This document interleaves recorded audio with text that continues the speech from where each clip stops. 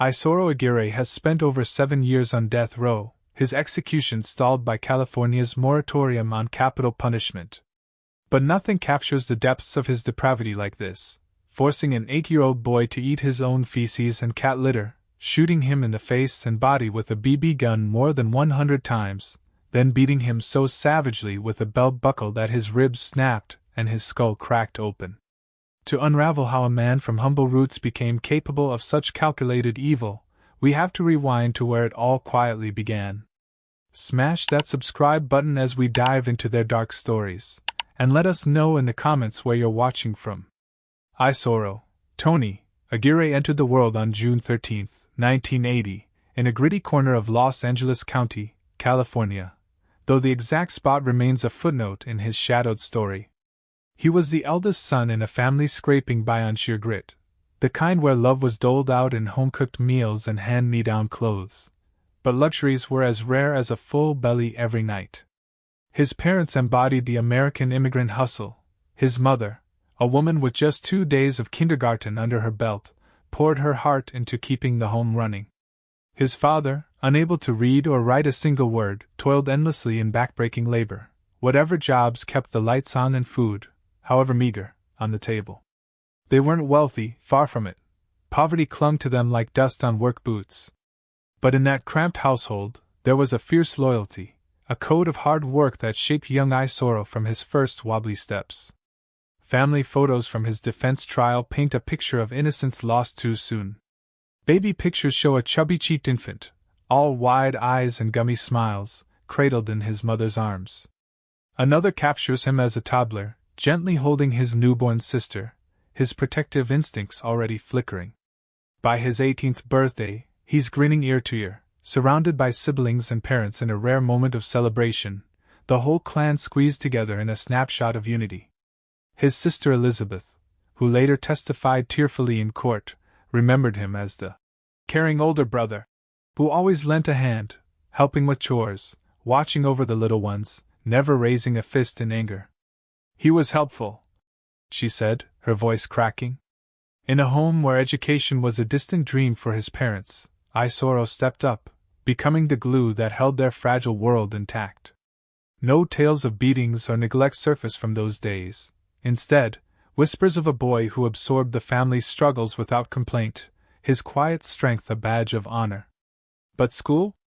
That was where the first cracks appeared, not with violence, but with a silent struggle that hinted at deeper troubles. Intellectually slow, possibly saddled with an undiagnosed learning disability, Isauro repeated 2 grades before dropping out altogether. Classmates might have teased the kid who lagged behind, the one fumbling words while others raced ahead.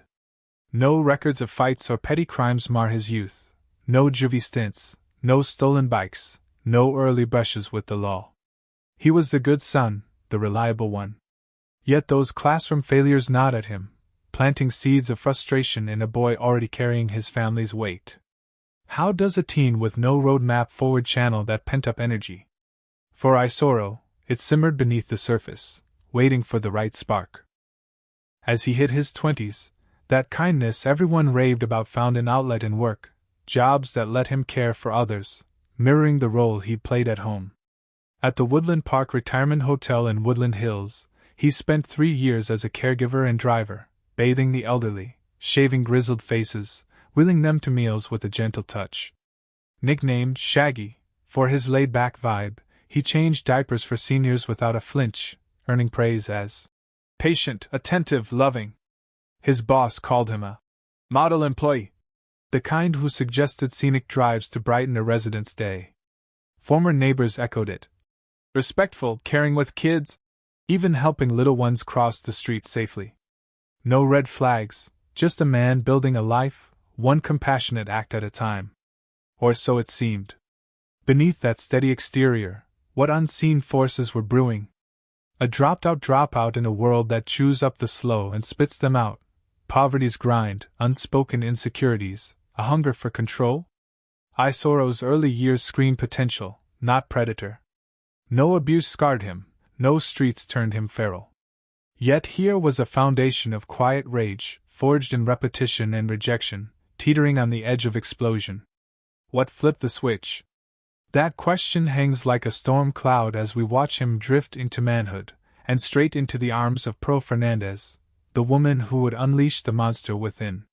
The collision began quietly in the dusty streets of Palmdale, California, sometime between late 2010 and early 2011. Isoro Aguirre, now 30, had left his job at the retirement home and was working nights as a security guard at an AVS grocery store on Rancho Vista Boulevard. He lived alone in a small apartment, kept to himself, and still sent money home to his parents. Pearl Cynthia Fernandez, 27, lived just a few blocks away in a two-bedroom unit at 3200 Summerwind Lane. She had 2 children already, Ezekiel, 9, and Virginia, 6, and a third, Gabriel, 5 at the time, whom she had abandoned to her parents years earlier. Pearl was on welfare, food stamps, and Section 8 housing. She had a history of mental health issues, drug use in her past, and multiple failed relationships with violent men. She was loud, manipulative, and desperate for control. They met through mutual acquaintances, likely at a local park or during a welfare office visit. Pearl later told investigators she was drawn to Isoro because he was big and strong, and didn't talk back. Isoro, starved for connection after years of isolation, saw in Pearl a woman who needed him. Within weeks he moved in. The relationship was intense and volatile from the start. Neighbors reported screaming fights at all hours, Pearl yelling, Isoro silent but slamming doors. She called him stupid and slow to his face. He never hit her, but he obeyed. Prosecutors later described their dynamic as master and servant. Pearl gave orders, Isoro carried them out. They shared one thing, a deep contempt for weakness, especially in boys.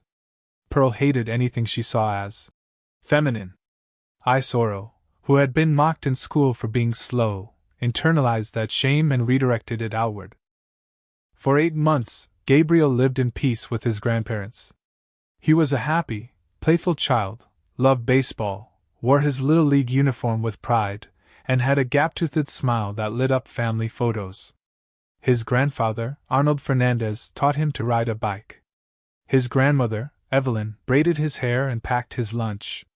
He called them Mom and Dad. Pearl had signed away custody in 2006, claiming she couldn't care for him. But in September 2012, everything changed. Pearl suddenly demanded Gabriel back. She told the family it was for a better school district and to bond as a family. The grandparents begged her not to take him. They saw the rage in her eyes. But the Los Angeles County Department of Children and Family Services, DCFS, approved the transfer. On October 2, 2012, Gabriel was handed over with a small backpack, a baseball glove, and a stuffed animal. He waved goodbye, unaware he was walking into hell. The abuse began within hours. That first night, Pearl caught Gabriel playing with a doll. She screamed, "You're gay! You're not my son!" She slapped him across the face. Isoro stood by, silent. The next day, Pearl told Isoro to discipline him. Isoro took off his belt and whipped Gabriel across the back with the buckle end. The metal tore skin. Gabriel screamed. Pearl laughed and recorded it on her phone. From that moment, the torture became daily, systematic, and escalating. In October 2012, the beatings came with the belt, extension cords, and a wooden club. Gabriel was forced to eat cat litter, spoiled milk, and his own feces. Isoro shot him with a BB gun, first in the legs, then the face. At night, they locked him in the bedroom cabinet, his hands and feet zip-tied, his mouth gagged with a sock and duct tape. He was not allowed to use the bathroom and had to soil himself. By November 2012, cigarette burns appeared on his arms and chest. His hair was pulled out in chunks, leaving bald patches on his scalp. He was forced to wear girls' clothing to school as punishment. Bicycle bells were tied to his wrists so they could hear him move. He was denied food for days and given only rotten sandwiches. From December 2012 through January 2013, the BB gun shots increased to over 100, across his face, mouth, groin, and back. His teeth were knocked out with a baton. His ribs cracked from repeated kicks. He suffered skull fractures from being slammed into walls. His genitals were burned with a lighter. Gabriel's teacher, Jennifer Garcia, saw the damage. On October 11th, she reported bruises and a fat lip. DCFS investigated but closed the case after Pearl claimed Gabriel fell off his bike. On January 24, 2013, Garcia called again. BB welts on his scalp, missing hair, cigarette burns. Another social worker visited. Gabriel, terrified, said nothing. Pearl smiled and said he was acting out for attention.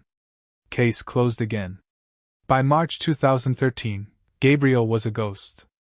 He weighed 58 pounds. His eyes were sunken. He stopped speaking. His siblings, Ezekiel and Virginia, were forced to watch. Ezekiel later testified. They made us hit him too. If we didn't, they hit us, Virginia said. Gabriel begged them to stop. They just laughed. May 22, 2013, the final night. Around 6 p.m., Gabriel accidentally knocked over a box of toys while cleaning. Pearl exploded. You little faggot! You can't do anything right! She grabbed a wooden club and hit him in the head. Isoro took over. He grabbed a 5-pound dumbbell weight and smashed it into Gabriel's skull 3 times. Blood poured. Pearl whipped him with the belt buckle until 3 ribs snapped and his lungs collapsed. They shot him 20 times in the face and mouth with the BB gun. His teeth fell out. His eyes swelled shut. He was naked, bleeding, and gurgling. They stuffed him into the cabinet, still alive, and went to watch TV. At 8:43 p.m., Pearl called 911. My son fell down the stairs. He's not breathing. Paramedics arrived at 8:47 p.m. They found Gabriel on the living room floor, naked, unconscious, skull fractured in multiple places, BB pellets embedded in his face, chest, and genitals, cigarette burns, belt marks, teeth missing, ribs shattered, lungs collapsed, brain matter leaking. He was clinically dead on scene. They rushed him to Antelope Valley Hospital, then airlifted to Children's Hospital Los Angeles. Doctors said he had been tortured for 8 months. He was brain dead. On May 24, 2013, at 2:43 p.m., Gabriel Fernandez was removed from life support. He was 8 years old. While Gabriel lay dying, Isoro and Pearl went to a bar. They drank. They took smiling selfies. They told friends. The kid was fine. On May 23, sheriff's deputies arrested them. Pearl, child endangerment. Isoro, attempted murder. When Gabriel died, charges upgraded to capital murder with torture. The siblings testified. The 911 tape was played. The autopsy photos were shown. The evidence was undeniable. But one question lingered. How could a man who once changed diapers for the elderly become the architect of such cruelty? And as the trial began, a darker truth emerged. This wasn't rage. This was ritual. Every bruise, every burn, every broken bone was deliberate. The monster wasn't just Isoro. It was both of them. And now, the world would see exactly what they had done. The evidence was undeniable, but as the squad cars screamed up to that blood-soaked apartment on May 23, 2013, Isauro Aguirre still thought he could slip away with the story. Handcuffed and shoved into the back of a patrol car just hours after paramedics hauled Gabriel's broken body from the living room floor, he stared straight ahead, face blank, like a man waiting for the credits to roll on a bad movie. Pearl had already laid the groundwork on the 911 tape, her voice calm, almost bored, insisting. My son fell down the stairs. Isoro backed her up at first.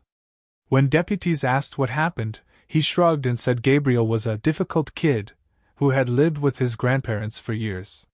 He painted himself as the responsible stepdad who came home from his security shift around 6, listened to Pearl's rundown of the day, and found the boy already hurt. Just a tragic accident, he said. A slip, a tumble, some clumsy CPR that didn't work. Neighbors nodded along at first, whispering about a terrible fall. It almost sounded believable. Almost. Detective Elliot Yoribe wasn't buying a word of it. He hauled Isoro into an interview room that same night. No sleep, no coffee, no mercy, and sat him under the glare of fluorescent lights and a rolling camera. 3 separate interrogations unfolded over the next several hours, and the footage later played in court like a horror film in real time. At the start, Isoro was cool, almost polite. He claimed he had a good relationship with all the kids. Gabriel? Just a tough little boy who'd been spoiled by his grandparents.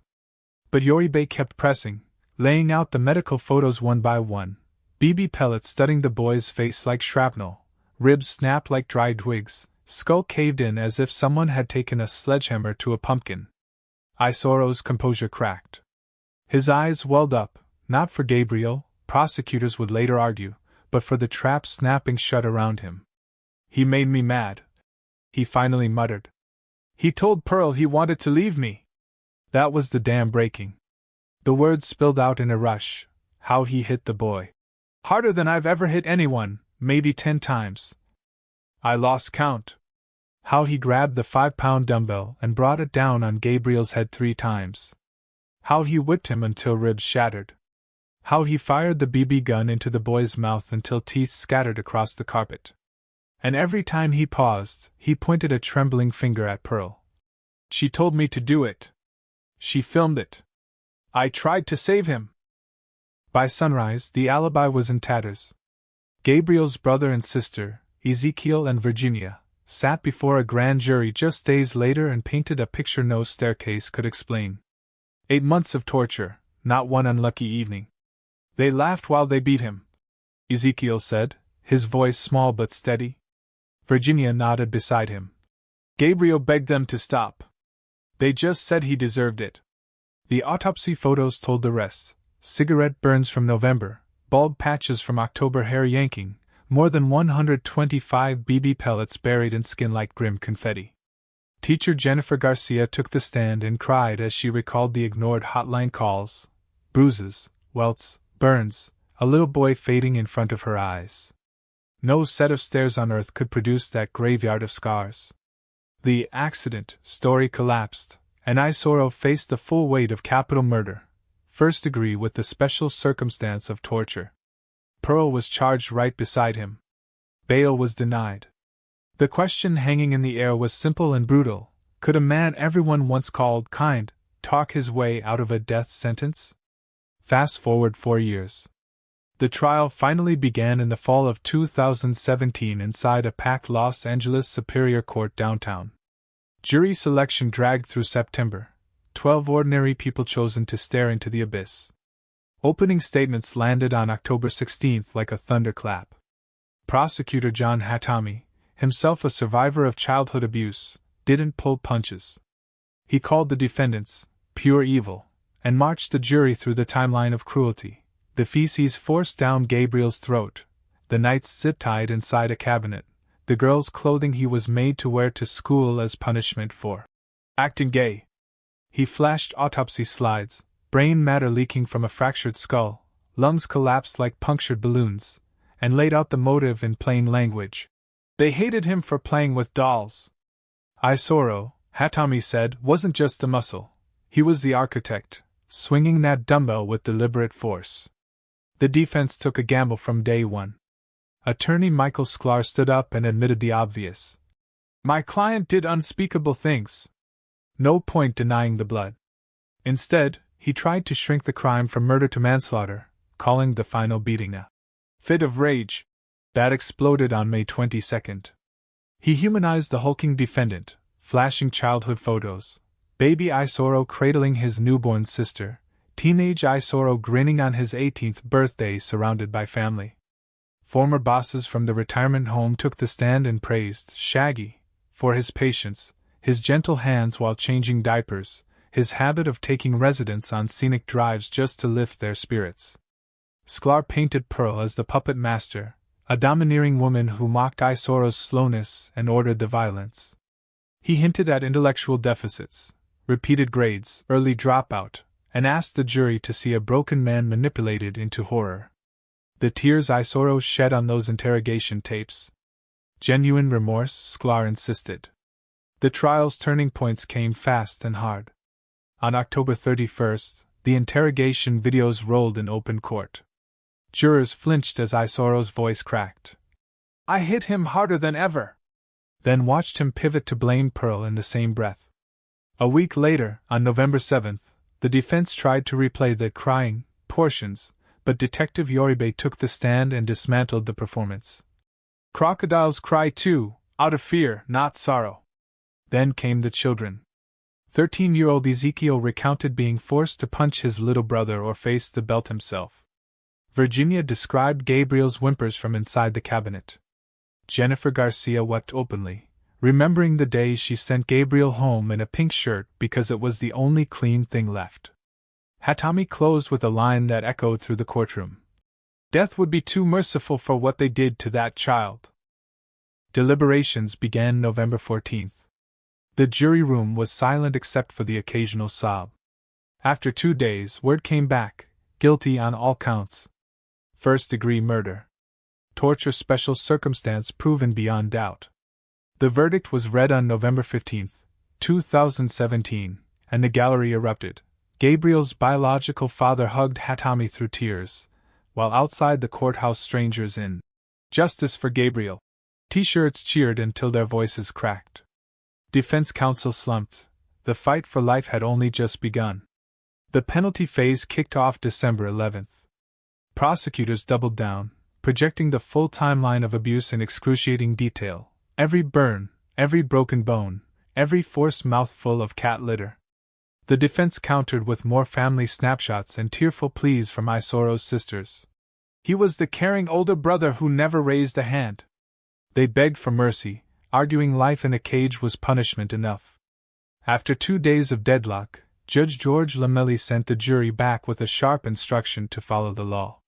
On the third day, December 13th, they returned unanimous: death. Pearl Fernandez never faced that jury. On February 15th, 2018, she cut a deal, pleaded guilty to the same charges and accepted life without parole to avoid the needle. Her formal sentencing came later, on June 7, 2018. Sentencing day for both defendants arrived like a storm. The courtroom overflowed with people wearing Gabriel's face on buttons and T-shirts. Victim impact statements tore the air apart. Jennifer Garcia said she could never again sit at desk 28 without seeing his empty chair. Gabriel's cousin Emily looked straight at Pearl and asked, "Why couldn't you just love him?" Pearl mumbled a barely audible apology, eyes on the floor. "I'm sorry. I wish he was still alive." Isoro stood mute, a mountain of a man suddenly small. Judge Lamelli had presided over hundreds of cases in his 20 years on the bench, but his voice shook with rage as he spoke.